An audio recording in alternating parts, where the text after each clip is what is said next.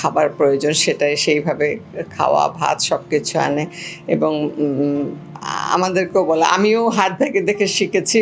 আমি শুটিংয়ে ওই চামিচ দিয়ে খাওয়ার চেষ্টা করি। আর এটা সত্যি। আর আমি মনে করি যে চামিচ দিয়ে খেলে কম খাওয়া হয়, হাত দিয়ে খেলে বেশি ভাত খাওয়া হয়। এটাও একটা মানে তার কাছ থেকে শেখা আর কি।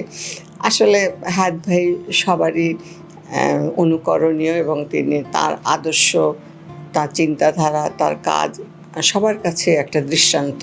এটা আমি তো জোর গলায় বলবো, আমি সবার কাছেই বলি এবং আমার অন্তর দিয়ে বলি আর কি। আচ্ছা, আপনাকে নিয়ে যখন আমরা গুগল সার্চ করি, আপনার পরিচয় জানতে চাই, সবসময় দেখি যে আপনি জন্মগ্রহণ করেছেন কলকাতায়। তখন হচ্ছে দেশ ভাগ হয়নি, 1947-এর আগে। কলকাতা না, ঠিক সেটা বর্ধমান, পশ্চিমবঙ্গের বর্ধমানে। আমার বাবা সেখানে তিনি তখন সেই সময়ের ইঞ্জিনিয়ার ছিলেন।